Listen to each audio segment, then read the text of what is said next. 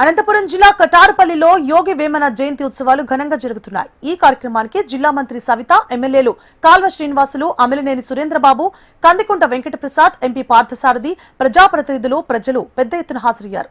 కటారుపల్లిని tourism కేంద్రంగా, ధ్యాన మందిరంగా అభివృద్ధి చేస్తామంటోన్న మంత్రి సవిత, ఎమ్మెల్యే కందికుంట వెంకటప్రసాద్ తో మా ప్రతినిధి Praveen face to face. కటారుపల్లిలో Yogi Vemana జయంతి ఉత్సవాలు ఘనంగా జరుగుతున్నాయి. కార్యక్రమానికి మంత్రి సవితమ్మతో పాటు ఎమ్మెల్యేలు, ఎంపీలందరూ కూడా హాజరైన పరిస్థితి. ప్రస్తుతం మంత్రి సవితమ్మ మన దగ్గర ఉన్నారు. చెప్పండి, ఈరోజు యోగి వేమన జయంతి ఉత్సవాలు ఏ రకంగా జరుగుతున్నాయి? చాలా ఘనంగా జరుగుతున్నాయండి. మరి రాష్ట్ర పండుగగా ఈరోజు ఈ కార్యక్రమం చేయడం చాలా గర్వంగా ఉంది. భావితరాలకి ఇది ఒక స్ఫూర్తి. మరి ఇక్కడ స్థానిక శాసనసభ్యులు గారు చాలా ప్రెస్టీజియస్గా తీసుకుని చాలా ఘనంగా మరి అధికారపరంగా ప్రకటించడం చాలా గర్వంగా ఉందన్న విషయం కూడా తెలియజేస్తుంది. ముఖ్యంగా అయితే ఇక్కడ జీవసమాధి అయినటువంటి యోగి వేమన ఇక్కడ ఒక ఎకో టూరిజం దీనిగా చేస్తున్నారు. అధికారికంగా ప్రభుత్వం అనౌన్స్ చేసిన నేపథ్యంలో దీని డెవలప్మెంట్ ఏ రకంగా ఉంటుంది? చాలా బాగుంది. ఎందుకంటే టూరిజానికి పెద్దపీట వేస్తుంది కూటమి ప్రభుత్వం. మాన్యశ్రీ ముఖ్యమంత్రి చంద్రబాబు నాయుడు గారు కూడా కూటమి టూరిజానికి ఎన్ని విధాలుగా మొన్న కూడా మరి గండికోట ఉత్సవాలు చేస్తున్నాం, అదేవిధంగా ఇస్కాన్ టెంపుల్ ఉత్సవాలు కూడా చేస్తున్నాం. ఇక్కడ కూడా కదిరి వేమన గారి జయంతి ఉత్సవం కూడా ఘనంగా చేస్తున్నాం అన్న విషయం కూడా తెలియజేస్తూ టూరిజానికి ఎక్కువగా ప్రాధాన్యత ఇస్తున్న ప్రభుత్వం కూటమి ప్రభుత్వం, మాన్యశ్రీ ముఖ్యమంత్రి చంద్రబాబు నాయుడు.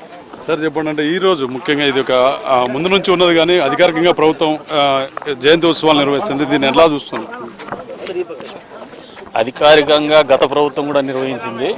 కాకపోతే నిర్వహించాల్సిన పద్ధతిలో స్థాయిలో నిర్వహించలేదనేది ఈ ప్రాంత ప్రజల్లో ఉన్నటువంటి బాధ. యోగి వేమన గారు అనే ఒక మహాకవి అందరివాడి, ఏదో పార్టీలకు రాజకీయాలకు పరిమితమైనటువంటి వాడు కాదు. సామాజిక రుగ్మతల్ని 17వ శతాబ్దం నుంచి కూడా ప్రజల కోసం గలం విప్పినటువంటి వ్యక్తి. అది ఇప్పటికి కూడా నిత్యనూతనంగానే కనపడుతుంటుంది. మానవాళి ఉన్న రోజులు కూడా ఆయన గలం అనేది ప్రజలకు ఉపయోగపడేటువంటి గలం అది. కాబట్టి దీన్ని మరింత ప్రాచుర్యం కల్పించాలా ముఖ్యమంత్రి చంద్రబాబు నాయుడు గారి ఆలోచన ఏదైతే ఉందో టూరిజాన్ని అభివృద్ధి చేయాలని, దానికి అనుగుణంగానే ఈ కార్యక్రమాలు. ముఖ్యంగా ఒక ఆధ్యాత్మిక కేంద్రంగా, ధ్యాన కేంద్రం కూడా నిర్వహిస్తున్నాడు. ఖచ్చితంగా చేస్తున్నాం. ఖచ్చితంగా ఆధ్యాత్మిక కేంద్రంగానే కాదు, వచ్చే రోజుల్లో స్పిరిచువల్ సెంటర్గా కూడా తయారు చేస్తాం.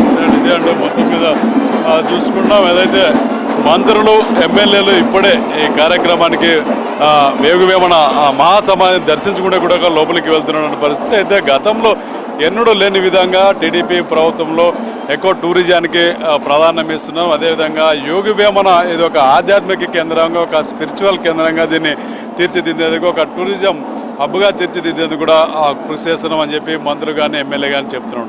కెమెరా పర్సన్ జయరామ్తో ప్రవీణ్, HM TV, కటారుపల్లి నుంచి.